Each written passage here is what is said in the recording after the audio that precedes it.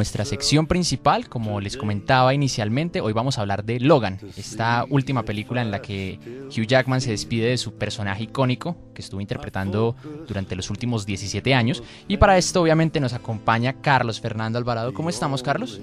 Juan, muy bien, como siempre un placer de estar con ustedes, de que podamos continuar hablando de cine y en especial obviamente hoy que tenemos esta fantástica película que disfruté muchísimo, que cierra además una trilogía dentro del universo de Marvel que está llevando a cabo 20th Century Fox. Sí, claro que sí. Sí, es una pequeña microtrilogía dentro de su gran antología de X-Men. Y entonces pues nada, todo un placer, Juan. Bien, excelente. ¿Por dónde querés iniciar? Yo pensaría que Logan, siendo, reiteramos, la tercera parte de una trilogía, es una película que refleja mucho el dolor. Y tanto a nivel físico como psicológico. Pues digamos que antes, ahí de arranque, una de las cosas pues, que habíamos conversado después de que la vimos y es pues, la selección de que la película tenga una clasificación para adultos, pues nos puso como una tesitura distinta del tipo de narrativa al que estábamos acostumbrados, sobre todo porque digamos que se incluyó un poco más de expresiones visuales fuertes, o sea, sangre en mucho más volumen y presencia. Y eso permitió un poco, digamos, ya la pista que nos estás ofreciendo para entrar dentro del universo, y esa es como una especie de representación del dolor, que efectivamente pues tiene que ver con el dolor físico, porque estamos viendo un personaje que está no solamente cansino, porque finalmente la muerte le acecha, y efectivamente nos colocan frente a esta representación ya del personaje interpretado por el actor australiano, digamos como en esta dimensión muy propia de la vejez. Incluso entiendo, Juan, yo pues obviamente no tengo la certeza. Esto está inspirado, aunque no es preciso, en el cómic de Old Man Logan. De Old Man Logan de Mark Millar. Ok. Y entonces digamos que aparece pues esta ya visión de la vejez que de alguna manera se asocia al dolor. Y sumado pues un poco al tema de la enfermedad, que hay pues, obviamente todo un tratado sobre la enfermedad del personaje, e incluso también de otro personaje central en la historia, que es el personaje del profesor Javier. Y obviamente hoy en el contexto de los X-Men, en el contexto efectivamente pues de estos mutantes y su necesidad de supervivencia, etcétera, etcétera, cuando ya hay las batallas, bueno, yo siento que es la mejor pista para entrar.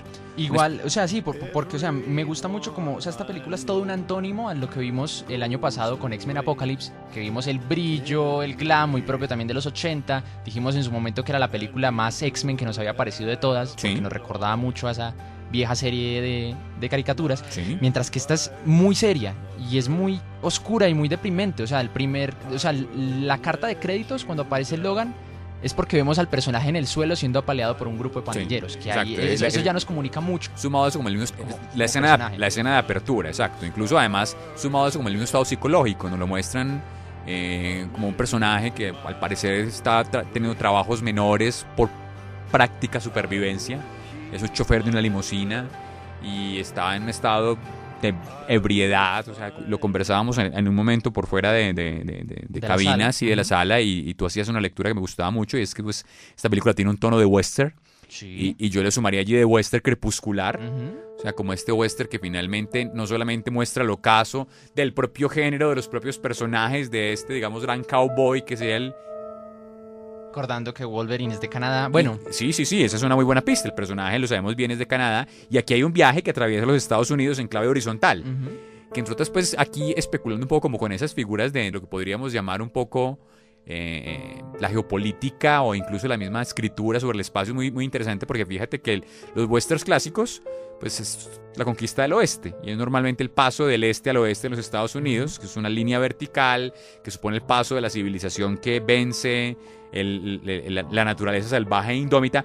Y aquí nos hacen un cruce, claro, ya no está esa línea propia del western clásico, y esa línea es hacia arriba, subiendo, que pues puede tener todas las simbolizaciones que uno quiera, si no estoy mal, como un poco a las afueras de los Estados Unidos, casi que en terreno mexicano. Sí. Cruzando todo el país hasta Canadá. Yo siento como que es una... Y hasta llegar a una supuesta frontera, si nos metemos en ese cuento de la geopolítica. Que me parece encantador. Y que entonces es como un regreso, y que finalmente incluso también rompe como con las geografías del western. Ya llega a una cosa más boscosa, menos desértica.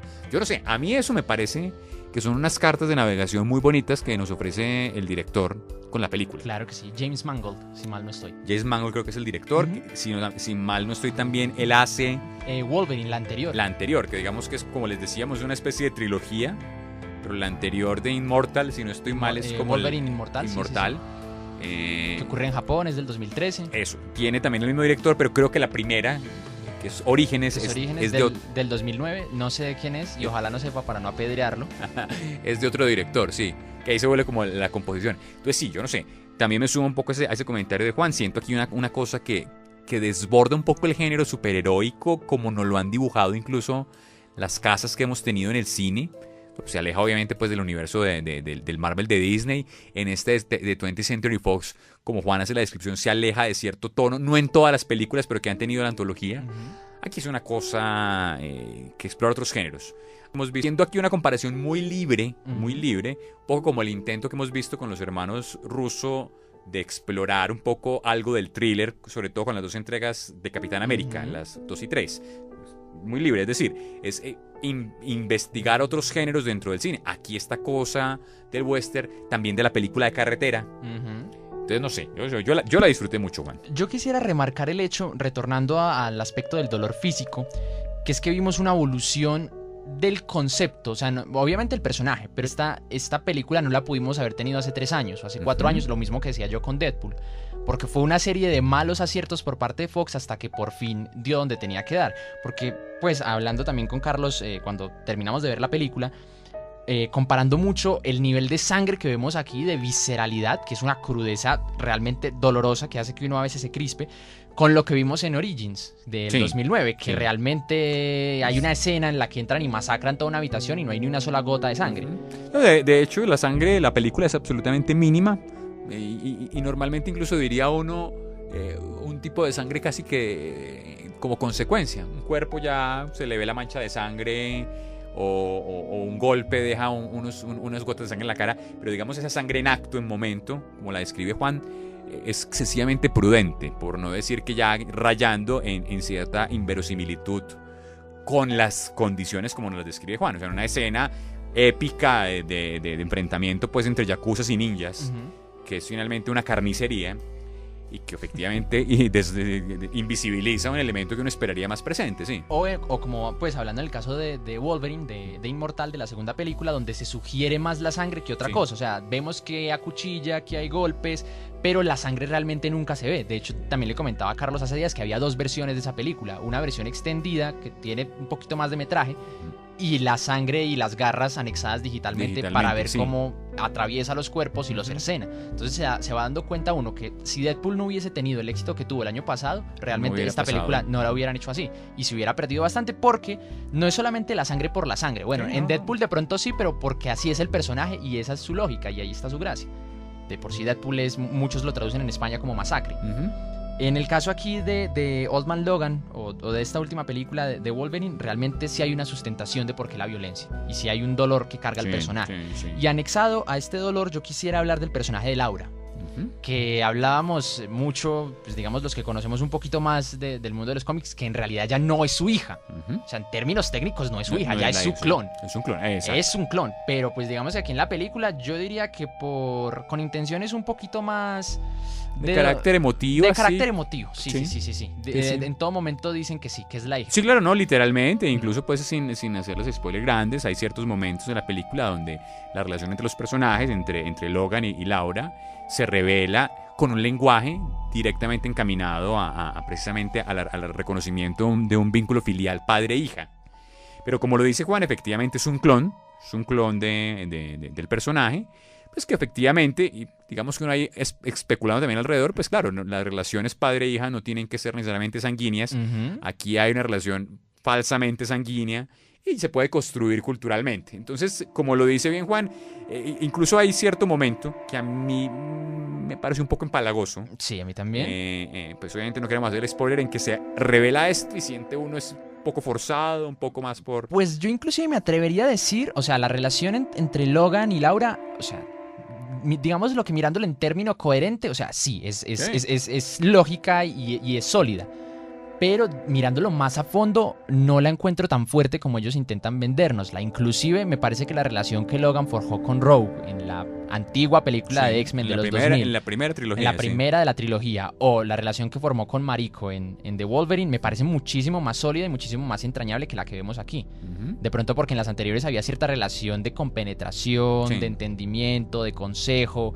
Inclusive en la segunda entre Mariko y Logan, yo sé que aunque hay una relación amorosa, hay cierto rasgo de admiración por parte de uno hacia el otro. Sí, claro. Porque desde pequeña le han inculcado que era... Eso me hiciste recordar en este momento, claro, el tema de que convirtieron a Logan como una especie de medio mito, fábula urbana, con la cual además pues casi que se asociaba a ciertos miedos de la cultura japonesa. Pero que en el caso de Mariko, como su abuelo finalmente la crió y tenía una relación especial con Logan, hace una inversión. Entonces convierte el miedo en una especie de protección. Sí, entonces hay una cosa muy bella, que es muy bonito además. Claro, sí, eso también me parece muy bonito. Y aquí con Laura no lo veo así. O sea, es bonito, no lo niego, pero en momentos lo veo un poquito forzado. Y siento que forzan como esa emotividad para que uno sienta empatía más de la que uno debería sentir por Laura. Como el hecho de que se haga la muda más de la mitad de la película sin razón aparente. Sí, que entonces ese mutismo allí no lo queda pues como completamente dibujado, por lo menos desde el punto de vista de la verosimilitud que uno esperaría para eso, sí. Sí, obviamente pues está en un ambiente hostil, es una gente nueva, es la relación con esta medio madre sustituta que termina perdiendo y bueno, y que es una cosa que podría medio insinuar, pero no funciona pues como digamos con toda la claridad. Y yo me atrevo a decir incluso que es forzado y me estoy arriesgando, pues no quiero hacerle spoiler, es que hay unos comentarios al final emotivos en el encuentro en que dice ciertas cosas en que dice uno, ay madre, esto ya lo están sobrecargando demasiado. Sí. Como quiero decir que como bien lo escribe Juan, no es que no haya obviamente elementos para la construcción, pero que podrían ser mucho mejores. Igual, hablando del lado positivo, me gusta mucho, o sea, sabemos que Laura tiene los mismos poderes de Logan, solamente que tiene 2 garras en cada una de sus manos en lugar de 3, y digamos que esa tercera garra está en sus pies, en cada uno de sus pies. Y es llamativo porque como obviamente es un personaje más bajito, utilizan esas habilidades físicas que tiene para establecer un propio modo de pelea de ella. Ella salta más, se arrastra más, brinca más. El hecho de tener esas garras en los pies le da otro modo de pelea. De hecho siento yo que lo hace aeróbico y coreográfico. Sí. Mientras que de las cosas que hemos visto, Juan pues que tiene siempre mucho mejor memoria que yo no recuerdo el tipo de enfrentamiento del personaje en toda la antología coreográfico o estilizado. No, es por lo general. Yo lo recuerdo. Es una bestia, sí. Es arrasando con lo que hay. Exacto, lo acabas de decir. Animal. El tipo de pelea es un animal encerrado que simplemente estalla. Aquí uno ve a esta chica en una cosa mucho más estilizada, mucho más casi que de una mezcla de ballet con batalla, que me parece interesante. Que no deja de ser bestial, pero que se ve un poquito más construido. De pronto por las mismas impedimentos físicos que ella tiene por la altura, pero que me parece un apunte muy bien logrado. Claro, y que me encanta es porque hace como el contrapunto con Logan. O sea, es una cosa allí vinculada diferente y da diferencia, que a mí me gustó mucho. Yo disfruté muchísimo pues de toda esta parte coreográfica de la película y de las escenas. Ahí sí no sé pues si despertaron en mí como este patos tan fuerte, pero me encantó ver la sangre, me encantó. Ahí sí lograron, sin la emotividad de la que estamos hablando, lograron que sintiera yo esa empatía con los personajes, pero por el puro dolor.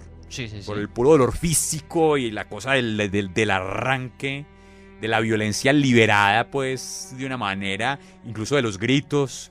O sea, yo eso lo sentí. Inclusive a mí me parece que manejar un personaje como Logan en la gran pantalla se me hace muy complejo porque es un personaje que se presta, o sea, por su nivel de invencibilidad o por esos rasgos de inmortalidad, de que sencillamente se regenera, lo puede volver un ente que puede con absolutamente todo y que puede arrasar con todo. Y digamos que eso siempre se ha visto como sopesado, o sea, controlemos este nivel de invulnerabilidad del personaje a partir de los daños psicológicos que tiene, que Logan ha sido un personaje que ha sufrido muchísimo a lo largo de todas las películas. Y acá obviamente vemos que lo vemos mermado por su condición física, también lo veíamos un poco en The Wolverine, lo que me hace pensar que quién sabe lo que le ocurrió en Wolverine, hasta qué punto pudo haberlo afectado a estas alturas. Claro, que es que además me haces recordar, claro, en este tema de Wolverine hay todo el tiempo una cosa, si no recuerdo mal, como con una especie de medio alucinación con Jean Grey o sueños. Sí. Que lo están cargando de una culpa tremenda por la muerte de ella. Y que se le aparece como reclamándole que se una en ella en la muerte y que él fue culpable, etcétera, etcétera. Y claro, y que entonces termina incluso, como muy le dice Juan, llevándolo a una situación casi extrema, casi a punto de renunciar de la vida. Incluso, si no mal no recuerdo, también es el discurso que le vende el personaje del viejito, Masuda, ¿cómo se llama? ¿Recuerdas el nombre? Bueno, no recuerdo. Sí, Yashida. Yashida, eso. Sí. Que termina diciéndole que ya tienes una vida sin propósito, etcétera, etcétera. Que eso podría llevar como un poco, como bien dice Juan, pero que ahí está muy bien dibujado en Inmortal. Sí. Esa cosa del personaje con una carga emocional de tragedia en tragedia. Es más, si no estoy mal, en el momento Jean Grey le dice todo que se acerca a ti muere. Sí. Y eso, de hecho, creo que es un diálogo que vemos aquí en Logan. Se repite, a quien tú amas muere, algo así. Que todas las personas a quien amas tarde que temprano terminan muertas. Entonces, claro, eso obviamente representa una carga. Y también me gusta porque al final nos damos cuenta que ese gran villano a vencer termina siendo una réplica del propio Logan. Muy bello. Que también me parece un reflejo muy bonito. Ese doppelganger ahí muy interesante, sí. Ya pues por último, ya para ir acabando, quisiera hablar de un elemento de la película que me conmovió muchísimo, de pronto más allá de la relación entre Logan y Laura y de todo el dolor que hay detrás, y es la caracterización del profesor Javier. Claro. Y ese aspecto degenerativo en la vejez que me pareció profundamente doloroso. Sí. Pues yo no sé, yo disfruté muchísimo el personaje. En este caso, bueno, siempre yo tengo un amor por Sir Patrick Stewart tremendo. Obvio. Para mí siempre será el capitán Jean-Luc Picard antes que el profesor Javier, eso tengo que decirlo siempre. Pero obviamente pues también es el profesor Javier. Y en este caso, digamos que disfruté, no sabe eso si es intencional del guionismo, de la dirección o del mismo actor, disfruté un poco el tema de cierta senilidad, que además siente uno, es un poco allí un subtexto al tema del Alzheimer, una enfermedad, todo el asunto tan peligrosa, que aquí está asociada pues, a una gran mente. El cerebro más poderoso del mundo. Y que efectivamente en este caso, bueno, sin spoilearles mucho, tiene que controlársele por ciertas razones que para que vean la película les explicarán por qué hay cierto control al personaje. Y cómo ese tema de esa senilidad, cómo ese tema de esa especie de deterioro de sus propias condiciones y facultades mentales, termina llevando a un personaje tan solemne pero encantador a una ternura absolutamente increíble que a mí pues por lo menos me descolocó en la sala y me llevó a un amor filial con el personaje increíble porque es un niño pero con la sabiduría de un anciano y con unas licencias encantadoras con Laura. Una cosa de aleccionamiento con Logan cuando tiene esta niña, además que literalmente lo convierte en un abuelo, un padre y una hija. Y ese abuelo cómplice que sabe que necesita que el padre ejerza buen modelo frente al hijo, pero que introduce esa cuota lúdica en la relación. Yo no sé si me pareció encantador. Digamos, el periplo con el personaje que tiene allí pues un momento pues digamos crucial respecto al también, que tampoco el que no spoilear, fue doloroso para mí. Sí, total. Yo no sé, igual me sumo a vos a Juan, o sea, me pareció de las cosas fabulosas de la película. Sí, a mí también me encantó, me pareció, pues porque hemos visto la evolución, o sea, creo que es el segundo personaje del que más evolución hemos visto, segundo, tercer personaje que más evolución hemos visto en toda esta antología de X-Men. Y verlo precisamente así de degenerado, viendo lo que fue en el pasado y viendo a lo que ha llegado realmente es muy doloroso. Y más porque hay unas escenas donde él mismo se siente culpable por lo que hace y por lo que ha desatado, por los daños que ha desatado, que obviamente sí lo parten a uno de una u otra manera. Muy bien. Ya como... Sí. No, yo quiero hacer antes de que terminemos un par de preguntas, de las preguntas de curioso. En Inmortal Wolverine pierde el adamantio. Aquí, ¿por qué tenemos otra vez a Wolverine con adamantio en las garras? Yo realmente tampoco entiendo. Me gustó mucho el apunte de ver cómo una de las garras se le atranca al principio. Eso es un apunte muy genial que habla de cómo el personaje está oxidado dentro del metal que tiene. Me parece muy genial.